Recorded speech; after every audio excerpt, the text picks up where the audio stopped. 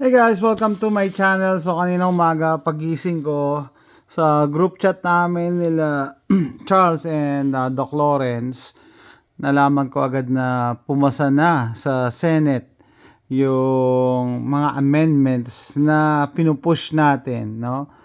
Shout out sa mga kaibigan natin na umaattend ng mga hearings, nag-submit ng position papers. Number 1 na dyan si Charles, pinagpupuyatan. Siyempre si Paul, Pistolerong Pinoy, Attorney Brian, and many others.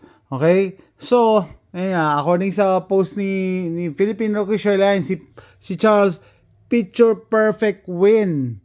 Bakit? Perfect kasi kung ilan yung senador, 21 yung senador, 21 yung bumoto ng yes, 0 ang bumoto ng no, pati nag-abstain, 0. So, talagang historic to, no? Sabi nga ni Charles, talo natin ng NRA. Wala pang budget yan, ha? Wala pang budget. Pero nakapaglabi tayo ng ng changes sa RA 10591. Yan. Panoorin natin. Mr. President, I move to consider on third reading Senate Bill number 2895. Pati si Tolentino.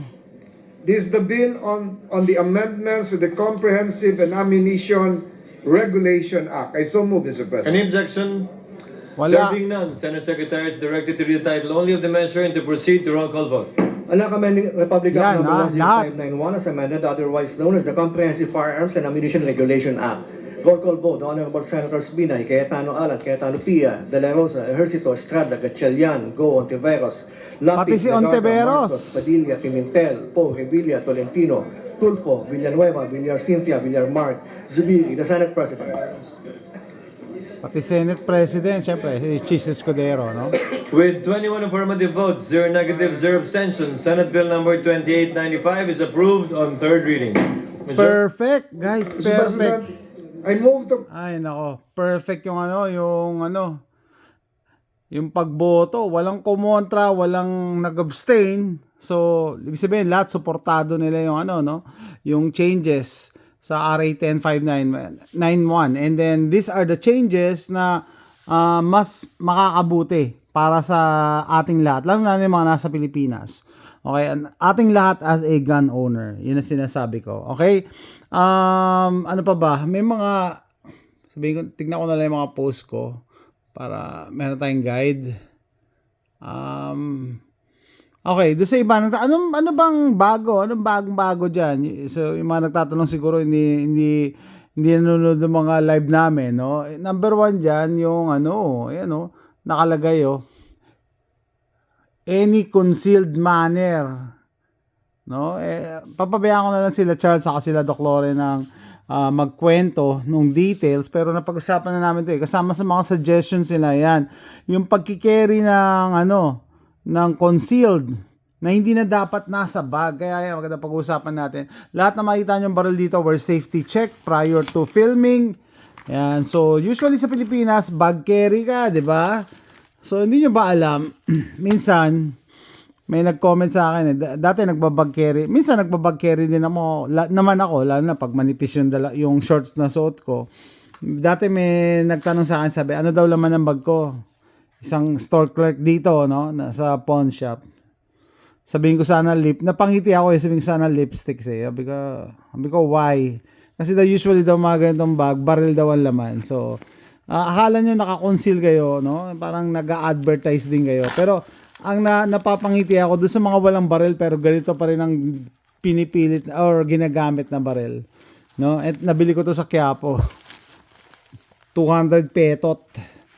No, 200 petot. Ito yung niya. Holster hidden sa likod. No? Dito.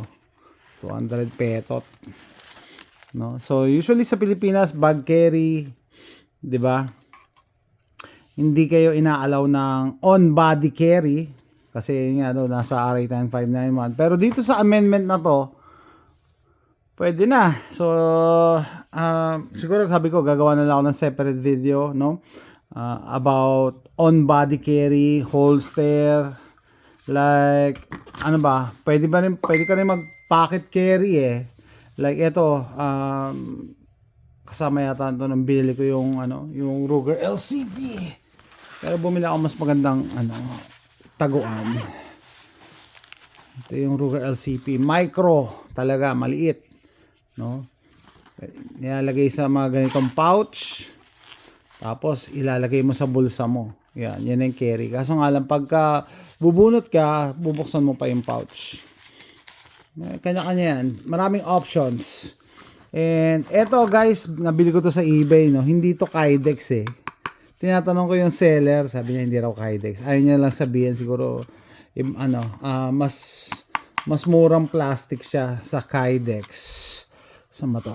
Ito yata Smith & Wesson SD40VE.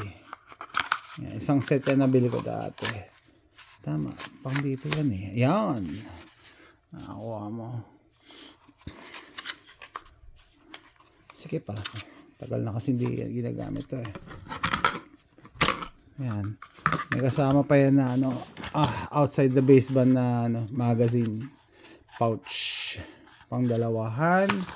Usap lang tayo ng mga ito, most requested. Maraming nagtatanong dito and nanonood ng video ko about the Taurus TH40C, no? Taurus TH40C. Sabi ko nga, na safety check na lahat Ayan, 40 cal to. Merong TH9C. So wala yan walang chamber load yan Okay. Ang tawag dito, yun. So, bakit ko ito nabigyan yung example? Kasi leather ang pinaka-simple na way para mag-carry. And minsan yung leather, generic Basta kasing laki, mag-fit. Pero since ito ay nakadedicate na dito sa TH40C ko, kita nyo, naghulma na siya. Naghulma na yung, yung shape ng TH40C. And may napapanood ako mga videos na negligent discharge using leather kasi dito sa bandang trigger basta susok-sok na lang may naipit dito or nabalikutong part na to tapos naka-chamber load ka, hindi ka naka-safety, pag ganyan mo, boom, puputok talaga. Yun yung yun lang yung unsafe sa leather kasi minsan naiipit o di mo alam. So mas safe pa rin yung Kydex, no? Mas safe pa rin ang Kydex. Kaso ang problema ko nga sa Kydex, nakakagasgas no ng baril, lalo na kung nakasera coat lang yung baril mo. Like eto nga, no? Aking GX4, sa kakasuksok unholster. So tama nga naman yung tip ng iba nating mga kaibigan dito, lalagyan mo ng wax or lubricant sa loob. Ito may powder na no? Para swabe at hindi ka magkaroon ng mga scratches katulad nito. So kasama yan sa pipiliin nyo, no? Ano bang baril ang gusto mong gamitin pang carry? As much as possible ayoko i-carry yung mga nakasera coat kasi nga dahil ganyan magagasgas. Yung mga naka-blued or stainless lang, hindi naman yung magagasgas. Hindi kaya igasgas yan ng Kydex. Ito, may loaded chamber indicator din yan. Ano pa ba? Samples sa mga natin dito. Yung Taurus G2. So yung G2 tsaka G3, magkamukha lang sila, lang sila in size, no? Specs lang nagkaiba. So ito, ang tawag dito, hybrid na holster. Kydex at saka leather. Leather, para you have the best of both worlds, no? Leather para malambot sa katawan. Tapos Kydex para naman safe pa rin yung baril mo, hindi magagalaw talaga yung trigger, covered talaga. By the way, may napansin ba kayo sa G2? May napansin ba kayo sa G2? May napansin ba kayo sa G2?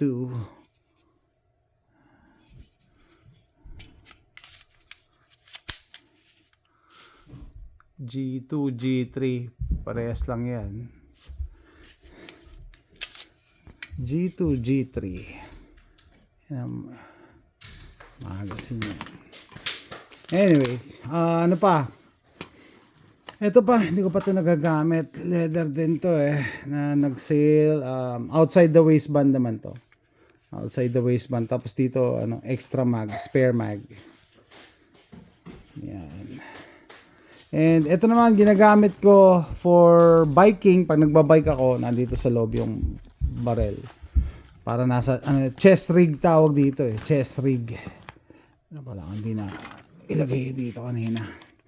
Anyway, so siguro gagawa ko ng separate video regarding sa tips paano mag-carry. I don't consider myself as an expert, pero 15 years na akong nag-on body carry. Iba yung on body carry, ibang-iba siya as compared to yung mga nakabag yung barrel nyo. Iba. Marami kayo i-consider.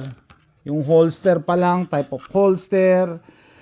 Ito, outside the waistband naman to para sa Smith & Wesson Easy 380. Ito yung aking para sa CZ to CZ SP01, pero yung barrel ko kasi ZZ clone, di ba?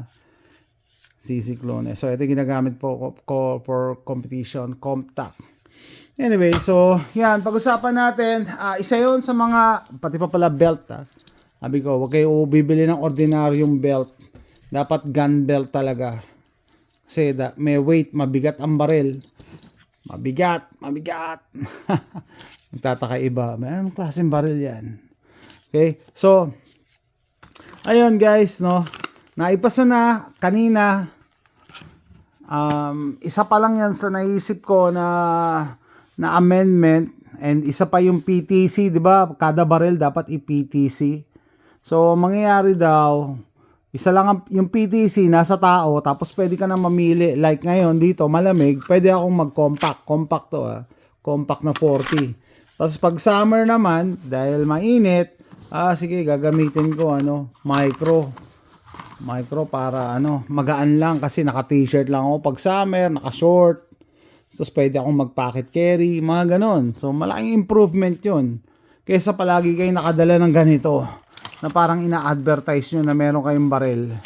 'Di ba? Sa panahon ngayon, sino pa bang hindi nakakaalam na pag may dala kang ganito, may baril? Kaya I advise people na wala namang baril, wag gagamit nito. Kasi mamaya kailanganin, akala nila may baril ka. Anyway, dala ko to galing Pilipinas. Ano ba mga laman nito? Meron pa ako 5 piso. Kaya ito mga coins. Okay, so pag-usapan natin yung mga amendments na yon. Ano pa ba? Okay, so may mga nagko-comment. Mas dapat pala binabasa ko yung comment. Sabi, meron pa namang sa Congress. Kasi Senate, napasa na. Congress naman, ang kasunod. Bukas, pupunta sila Charles, sila Paul. Ang mangyayari dyan ganito. Dapat parehas sila. Dapat pumasa rin sa Congress. Pag pumasa parehas, pasado na sa Senate, Congress pumasa, dadali na nila yan sa President para pirmahan. Either pirmahan o hindi ng Presidente naman, after 60 days, may implement na yun. Hindi natin kailangan na intayin yung pirmahan. Basta 60 days, may implement na yun. Valid na yung changes na yun. Unless i-veto or kontahin mismo ng presidente, which I doubt kasi dapat mayroon kang mabigat na dahilan para kontahin ng presidente, And delikado yung mga ganong move para sa isang politiko na tatakbo for re-election. Delikado yon. Similar with sa Congress, Abangan natin yung mangyayari bukas kung magiging hostile pa rin sila sa ating mga kaibigan na a-attend ng hearing. Kasi naipasa na sa Senate, ano ibig sabihin? Yung pressure ngayon, nasa Congress, Yung ibig sabihin, they pass the ball. Yung bola ngayon nasa Congress na. Abangan natin kung yung Congress ba ititira o ite-turn over yung bola, di ba? Yung sa mga nagba-basketball. So, ano mangyayari diyan? Pag ang Congress at kinontra yan, yung mga maganda nating mga proposals, gagawin, ibig sabihin, hindi yan parehas, hindi yan match sa Senate. O anong gagawin? O di maaabala ang parehas na House, maaabala ang Senate, maaabala ang Congress. Sasabihin, hindi tayo nagkasundo, kailangan ulit natin magdebate, kailangan natin mag-usap. O kung ikaw yung nandun sa Congress, gusto mo ba, do you want to be that guy na pag-iinitan nila. Nako, hindi. Lalo-lalo na yung mga iba dyan na nag-a-aspire maging senador, di ba? Kaya, sabi ko nga, ang pressure ngayon, nasa Congress eh. Lalo na yung sa mga kumukontra sa pinaglalaban natin. Okay? So, ang mangyayari dyan, either ipasa nila yung na walang problema or may maliit lang or konting-konti lang na changes. Ang hindi ko lang alam kung maipupush yung, kasi lahat ng mga suggestions or proposals ni Congressman Dan Fernandez maganda, pabor sa atin. Dalawa lang ang hindi, yung kay Congressman Villanueva, yung tatay, yung anak para sa bumoto para sa pro-guns na ideas eh. Yung tatay na lang ang problema natin, tsaka yung isa, yung Congressman na Romero ba yun? O syempre, sama nyo na si Busita dyan. No? Yung tatlong yun ang tatlong problema natin.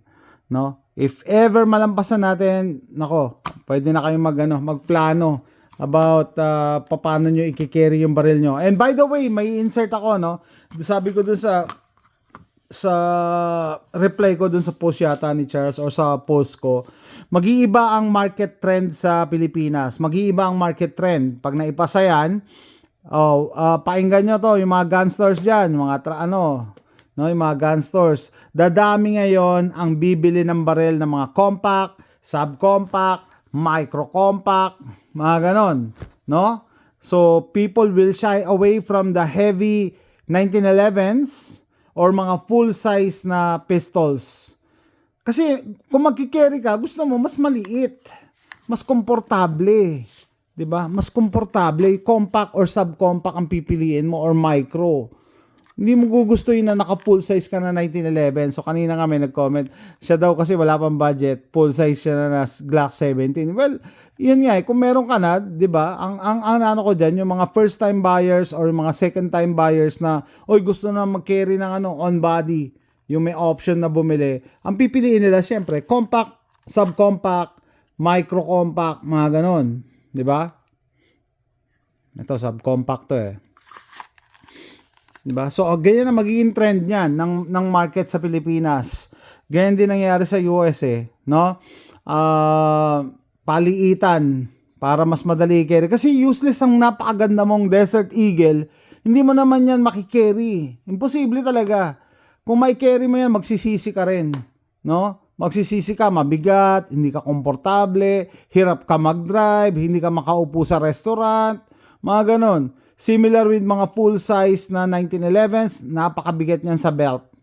Although, syempre, may mga tao pa rin na nagkikerry na off-body na 1911. Hats off sa inyo. Meron mga ganon. Pero ang sa akin, may option naman eh. Marami na tayong available sa market eh. Ito, JX4. Liit-liit. So, pero keep in mind kung bibili kayo ng bagong barrel for carry purposes, the smaller the gun, the harder the recoil.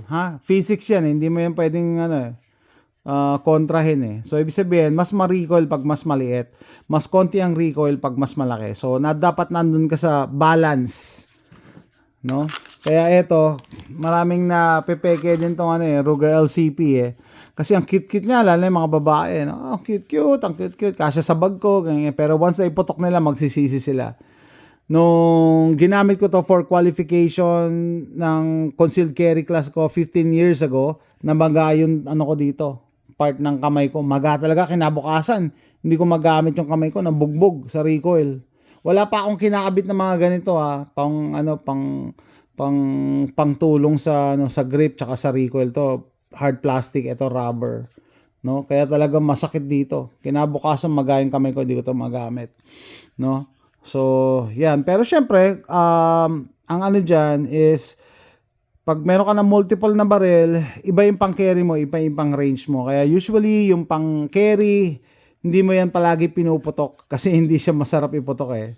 No? Once in a while lang para matesting mo kung gumagana and then yon or reliable siya, ikini-carry ko yan. Pero pag range gun, syempre, dun ko naman ginagamit yung mga full size na pistols ko. Meron pa yata ako dito isang, ito.